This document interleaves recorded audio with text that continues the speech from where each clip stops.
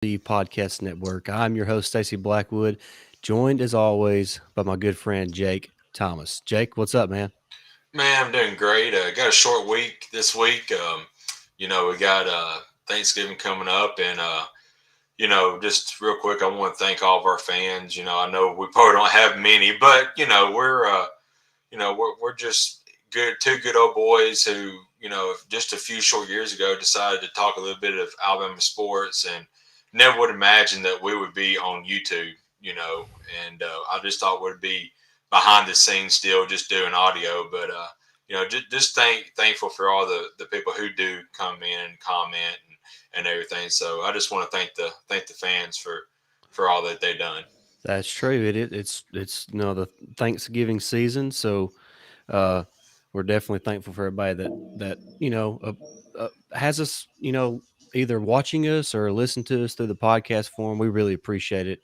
It means a lot to us. And like Jake said, we started this a few years ago, and it's done really well, surprisingly, and we're really thankful for that. And we're going to talk about the. By the way, the chat is open, so jump in the chat. You can kind of see it there on the side of your screen. It'll pop up automatically. Bear with us. This is our first time using a different streaming service, so we're still new to this and still trying to figure it out. So just Cool. watching in College, Mississippi. Hey, Uh, Danny. Thank you, Danny. Thanks for joining. Appreciate it. But yeah, we're really thankful for everybody tuning in, and like you said, just kind of bear with us. This is our first time using this service, so just kind of have to see what happens. But as always, our show is brought to you by BetOnline.ag, and of course, it's Thanksgiving, and we all know what that means, football season. So make sure you head on over to BetOnline.ag to get ready to place those bets on those Thanksgiving Day games. And if you sign up today, whether it's on the mobile device or on their website, enter promo code BELIEVE and you receive a 50% welcome bonus on your first deposit. That's betonline.ag. All right, guys, really appreciate everybody tuning in.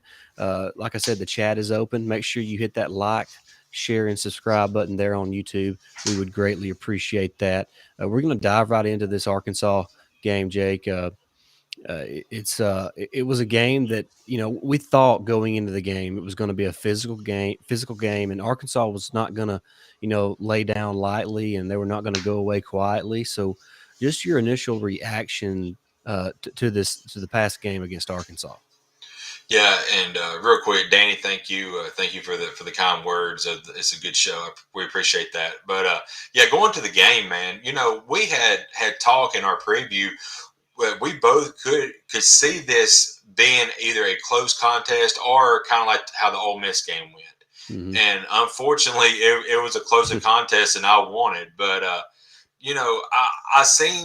will say this: the positives. Bill O'Brien had his best play calling game since he's been in Alabama this year, and he called the right plays. What I really enjoyed, or I really glad to see, was they finally put an extra lineman, in the game, which helped tremendously. Now, Damian George still kind of struggled, but a couple of those, it's just young. He just got to get more experience at right tackle. Defensively, Will Anderson's still a beast. The defensive line that I think they only averaged I think they only had like 24 yards, 26 yards rushing. But that secondary, it's like Swiss cheese right now. We've got to tighten that up. But other than that, I'm actually proud of how the offense played the other night.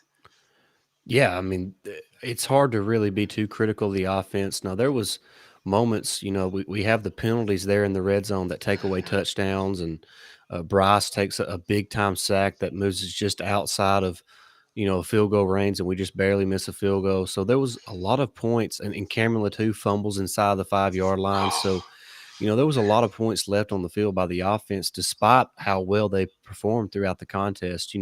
I would say for 90% of the contest, they were unbelievable. But that 10%, cost the team some points. So offensively, it was a really good performance. You'll take that type of performance, just about each and every week. Of course, Bryce Young breaks the single game passing yards record. Great job by Bryce. He kind of started the game off a little slow. He was a little off target to begin the game, and Yeah. it didn't take him long. And we talked early in the season how his deep ball accuracy was not there, and I said just give him time. And Jake, Hmm. he is on point now with that deep ball accuracy, and that just adds a dynamic to the offense. So offensively, I'm pretty pleased with where they are at. I agree with you. Bill O'Brien had his best game as far as play calling Hmm. so far this season. So that's a bright side of things. And just talking about the defense real quick, you know, it's crazy.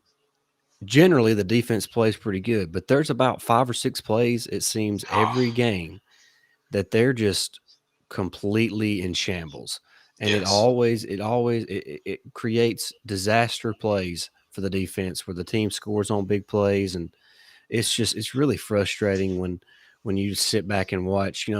Like Josh Jobe, he's in great position each and every time. He just never plays the ball, and Right. he got pushed off on that one on Burks, and Yeah. and I do Clear. want to point out Burks is an elite football player. I mean, we don't need to forget that he is an elite football player, and will probably be a first round pick, in next year's draft. So it's important to remember that. And Jake giving up another special teams touchdown, just man, that can't happen. I mean, I don't No, know what else to say. It just can't happen. I know, and it. I don't. I want to trust Saban because I mean he is the greatest coach of all time, and he said they had that play. They was prepared for that to happen. And of course they said the ref got in the way, but man, I was just so frustrating. And the special teams of the night. I know it was kind of in late in the second quarter, so I mean it was fixing to go to halftime, but Slade did muff a punt. Yep. And we missed a field goal, which I don't want to put that on Will Rocker because it would have been like a chip shot for him, but we took that like a 20-yard sack that didn't help matter. So I really don't want to blame that on him too bad, but like you said, the defense is it's just frustrating because we know how great this unit can be, and we know how great some of them's been this year. But battle is starting to come around, and I don't want to pick on Joe, but he did get pushed off that one time, but he missed. He tried to what they call Jam. jam at the line of scrimmage and whiff big time, and that's what caused another. Well, You know, and but to your point on that play specifically, Jake, why are we jamming on right, 3rd and 16 I or know, whatever it was? It was third and super long. yeah, Play off a little bit, give him 5 or 6 yards, and make him punt. yeah, So, exactly, and I don't know if that was if that was the specific call on that play for him to jam, or if that was just what he decided to do, or whatever the case was. But yeah, uh, just bad decision making, whether it was by him or by the coaching staff on that play. So I'm with you. That play yeah, really frustrated me, really more than the big play to Burks, when Burks not only was it a delay of game on Arkansas, but he got away with a egregious push off. So uh, yeah, I yeah. mean it's just Job had a frustrating performance against Arkansas. Yeah, and he's going to be fine next. This week. I believe he'll be back. Now, Kool-Aid, I thought he'd come in and did really well in his Yeah, absence, but Job, of course, I still think it's going to be the guy. But one thing you talk about frustrations. I was rewatching the game before we started, and I just some highlights. I believe it was pretty much all game. There was drives that Arkansas would have like 3rd and 11, 3rd and 14. yep. They'll get a first down. Well, then 3 plays later, it's 3rd and 11, 3rd and 14, 3rd and 16 again. They get the first down. I mean, they went. I think I saw they went 10 of 19 on third down conversions. We've That got to get off yeah. the field On on third third downs. on 3rd and 4th down conversions, they were combined 10 of 19, and when you force that many 3rd and 4th downs, and then you allow them to pick up over half of them, that makes it tough on your defense. And Yes. I mean, it strains them because they're playing more plays, and it's just it's not the way you want to do things. And Saban talked about that in his post game press conference, how that was really, a key factor in that ball game. So Hmm. defensively, it was just a very, uh, I don't really know what the word is. It was frustrating to watch because, and it seems like we say this, for the majority. We've said this for the majority of the season. It's just really frustrating to watch the back end of that defense play. Absolutely, and they're uber talented, and it's sad to see. Because I mean, Job is can has the potential to be a shutdown corner. Uh, Jay, out of that unit, Jalen Armour Davis to me has played the best. I agree You with you. know, He's been the most yeah, consistent player this season. yeah. Now Jordan Battle has come along the last 4 or 5 games, which is great. We're still kind of waiting on Malachi and Brian Branch to show up, but as a collective unit, they're just not playing the best ball right now. Yeah, But yeah, I still think they can. yeah. Well, and even after what happened Saturday, everything is still in front of them. They clinched the SEC West. You beat Auburn, you beat Georgia. You're in the SEC championship, or you're in the college football playoff Yeah, again. So, right. uh, we talk about it. We're spoiled. We're used to a Yeah, certain standard, and um, I agree. They have not played to that standard this year, and that really goes for both sides of the ball. The offense, even though they're putting up great numbers, they have a lot of miscues, a lot of penalties, a lot of drops. So there's certain things that offensively they could clean up that would, Alabama could have put that game away if not for the Latu fumble, if not for the holding mhm, calls that wiped out touchdowns, if not for a yeah, missed field goal, if not for taking that sack that led to the missed field goal. So offensively, if they clean up some of those mistakes, they're putting away these teams a lot faster, and it takes some of the pressure off the defense. I mean, it really is a team game. So right. uh, as each unit plays better, it's just better for the rest of the team. So they have it in them. The talent is there. The coaching is there, and hopefully they can put it all together, and hopefully they can put it together against Georgia in the SEC championship game. Absolutely, and I do believe that this unit, this team right here, will give Georgia their best shot. That anybody's given Georgia this year. I really think that. Now people may think I'm crazy, but I don't. I think we match up well against them. We can. Bryce has finally come around on his deep ball, and Jamison Williams and Mechie are mismatches. And I want to say one thing. When I was rewatching the highlights, John Mechie, in the first half had 122 yards, and it was a very quiet It was, 122 yards. It seemed like every play was going to JMO, yeah, and then I'm like, my gosh, we had two receivers that had over 120 yards, and Mechie just seemed like it was just a very quiet. I mean, he's just so good, and now with both of them, you know, we talk about we need a third option, but when you have both of these guys playing like they are right now, the defense, who you going to cover? You going to cover JMO? You going to double cover Mechie? Because yeah. both of them are going to beat you. Yeah, every Alabama fan has complained about, trying to find that third option at wide receiver. But Jake, when your first two options have been as good as what Mechie and Williams have been, I Yeah, mean, there's only one football. So I know. Yeah, and Bryce Young, man, what a I, game by I'm him. You just want to get to that. unbelievable. Yeah, Unbelievable. That's where I was going next, Jake. yeah, And just listen to his season stats so far: yeah. 3,584 passing yards, 38 touchdowns, and 3 interceptions. Heisman. I mean, if it's not him or Will Anderson, Yeah, I mean, uh, unless Bryce, it's most likely going to be Bryce because I mean, like it or not, it's an offensive award. it is. Um, but if Bryce don't win it, it'll be because he does not play well the next 2 weeks. So, Yeah, and I don't expect that. He has been consistent all season long. I know that C.J. Stroud is coming on hot for Ohio State, but to me, it's Bryce Young. Uh, he's simply unbelievable, and what's scary is that he has not reached his potential yet. no. He's only a sophomore, which means he'll be back next year, along with Will Anderson, who's the other guy, like you said, should be in the Heisman hunt. But that guy has what 13 and a half tackles for loss now on the season. No, that's 13 and a half sacks. Something to have sacks. He's He's got got over 22. he's got like 24 or 25 tackles for Yeah, loss. I mean, my gosh, and they were doing some different things with him the other night. They were trying to, do a bunch of stunts with him, which I'm glad to see. But he does those so well because it might have been last week's game. He was stunting. He just paused in the hole, and then like the left guard like turned his head just for a second, and Will took off through that hole and sacked the quarterback. Yeah, I mean, he's just so instinctive. And, the way he's carrying himself in press conferences and stuff. Like today, he said football is fun and I won't, I just want to win. And he's pretty much been talking about the national championship all year. So yeah. he's the kind of leader I want, and I'm hoping he gets through to some of these guys because, he's going to need some help. We got to have some more leadership on this team.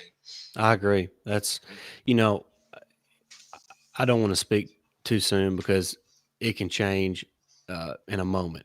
Mm-hmm. But it just doesn't feel like this team has the it factor, whatever the it factor is. It doesn't seem like they have it, and like and it can develop at any moment. I mean, there's Yep. dudes all over that roster. Nick Saban's still the goat, so it's not that they can't get there. I just haven't seen it yet. So, uh, and that's kind of what makes this team fun and Yeah. infuriating to watch all at the same time. Yeah, I know, but I still enjoyed this team. Yeah, They're not the team of last year. They're a totally different new team. There's new faces, but right. they're it seems like we always talk about being spoiled. It seems like these guys kind of got spoiled by what happened last year, and they just think that they're invincible. But I thought it would change when the A&M game happened, and they had played a lot better, especially offensively. Minus the LSU game. Yeah, Other than that, they've gotten better, and defensively they started looking a little bit better. But now I want to give credit to Arkansas. I mean, KJ Jefferson is a dude, and we already talked about Burks. So yeah, I mean, they do have some great players, and KJ Jefferson played out of his mind the other night. yeah. So He I did. want to give them No credit. doubt. Yeah, Arkansas played a heck of a game. And, yeah, we both thought that going in that Arkansas could give Alabama some fits just because hmm of, how hard nosed that team is and, how yes, hard they play for Sam Pittman. But, and props to Traylon Burks as well, man. That dude, man, he was in pain the entire game and hmm he was just competing, man. yeah. He's an elite football player and he's a guy that you would want on your team. So, if I was an NFL team, I'd be looking at that dude long and hard with my first pick.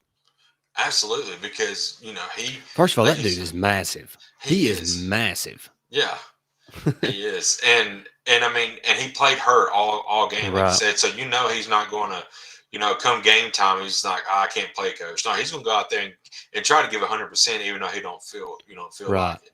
Right. But I want to touch on a couple things because yeah, the season's almost winding down. We'll talk crazy. about the Iron Bowl later this week. We just one more regular season game to go, Jake. It's unbelievable. Wow. But Brian Robinson, Jake, he is just 55 yards away from 1,000 yards on the season. He's got 14 rushing touchdowns, so he'll probably get there against Auburn. hmm I'm not sure how many people thought he would have 1,000 yards in the regular season. So really proud of B Rob. Absolutely. And another guy who I thought the other night was having a great game that was kind of quiet. That was B Rob. I mean, I think he had like 122 yards rushing, and Yeah, I mean, it was. I mean, he earned every yard he got against he Arkansas too. he did. He did. I mean, he was plowing people over. He sent one. I mean, he knocked the soul out of some guy, some guy. I'm like, gosh. I mean, and that's what I love about B Rob. He's looking to run somebody over, and if you get in his way, he's going to lower them pads, and he's going to lay you out. So Right. you better go low to begin with and get lower than him, because if you don't, you're going to be looking up at him. That's right. And of course, Jamison Williams, he's already exceeded the 1,000 yard receiving mark. He's got 1,218 yards and 13 touchdowns. But Mechie is just 105 yards away from 1,000 on the season. So Yep. a great shot that both Mechie and Williams are over the century mark or the 1,000 yard receiving mark for the season. Yep. Uh, Chris Got and Angie say, any chance Saban offers DC position to Kevin Steele, should he let Pete Golding go? Uh, it's a possibility, but don't forget that Jeremy Pruitt is also still out there, and there's a chance that he would be available to come back into the SEC, considering how the Tennessee investigation went and that they found nothing. And so there's a good chance that Pruitt could also come back. And just in my opinion, I would rather have Jeremy Pruitt over Kevin Steele. Here's the interesting thing about Kevin Steele. There's been a lot of mumblings that Brian Harsin may look at the Washington job, Yeah. and a lot of people I've been seeing is wanting Kevin Steele, to be the head coach at Auburn if Hmm. that happens. So, it just depends on what happens there. So, Yeah.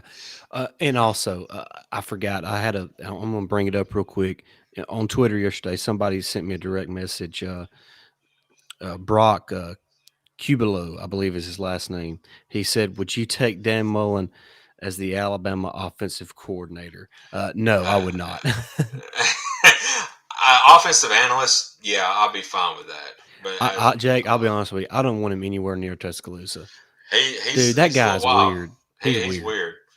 He's weird. I mean, it is true. I would take Sharp back in a heartbeat. Looks like he might get run out of Oh Austin. man, yeah, I would take Sarkeesian back in no time at all. I'd Yeah, I'd I'd go drive out there and pick him up and rent a U-Haul myself. I know. I would bring him back in a heartbeat. And, I just hate it because Sharp looks like he's one of these guys that's going to fit in that mold of you're a great coordinator and you're just not a great head coach, Yeah. you know. But, Well, and Texas's culture is just bad right now, yeah. and I'm not sure that I don't know how you change that. Uh, just maybe they should have gave Tom Herman a few more years. I don't know. I mean, it seems like this is like the third head coach in the last 10 years or so, and Hmm. uh, none of them have worked out. So I don't know. It sounds more like a Texas problem than a coaching Yeah. problem. And just looking out there, since we're talking about different coaches, one to keep your eye on that could come into the Saban, analyst type rehabilitation, Scott Frost. No, Because they he's done been renewed for another year. He's are you going to serious? they reconstruct. Wow, Yeah, they reconstructed his contract, and he will be back for next season. that's kind of shocking to me because they have been I'm going to struggling. be honest with you. I think it's a good move for Nebraska. I'm not saying it's going to work out, but who are they going to hire? Right. I mean, I mean, who would go there? they can't compete against LSU, Florida, USC for a head coach. So, I mean, that maybe next year the the jobs are not as tough that you're going up against. So I think it's a good move on them. I mean, either it don't work out and you try to find somebody next year, and you're not competing against LSU, Florida, and USC, or it works out and he proves to be a good coach like he did at Central Florida. So I think it's a good move on their part. That's interesting. I didn't know that happened today. So Well, it didn't happen today. It happened a couple weeks ago, actually. I totally missed it. So that's why That's I all right. follow Alabama stuff, not Yeah. Nebraska. But All right. Hey, yeah, that's going to do it as we kind of wind down the Arkansas recap. Good win for Alabama. They clinched the West, heading back to Atlanta for the SEC championship game once again to face off against the Georgia Bulldogs. So everything that Alabama wants to accomplish bring is it, still in Georgia. front of them. Take care of Auburn in the Iron Bowl, beat Georgia in the SEC championship game, and you're back in the college football playoff. And actually, ESPN analytics show that if Alabama beats Auburn and loses to Georgia, they still have a 70% chance of making the college football playoff. So that would really piss a lot of people off. So we'll just Good. kind of see what happens as we get closer to that. But a lot can happen between now and that college football rankings. The one that matters when it comes out. So, Hmm. but we'll be here at the Todd Talk podcast to kind of look at that, and we're excited to watch the season wind down. It went by in a hurry, but we're excited Hmm. about the Iron Bowl. We'll talk about that here later this week. Absolutely, man. I'm excited. I'm glad we got the West clinched up, and like you said, Iron Bowl week, bring Auburn on, and it's time it's time to get ready for Georgia. So still got a lot to play for, guys, and I know that Saban's gonna have his team fired up and ready to go, regardless of what happens in the ball games. That's right. All right, guys, that's going to do it for this episode. We appreciate everybody watching. Make sure you like, share, and subscribe here on YouTube. Jump in the comment section and let us know your thoughts on Alabama's victory over Arkansas. All right, for Stacey Blackwood and Jake Thomas, roll tide. Roll Tide.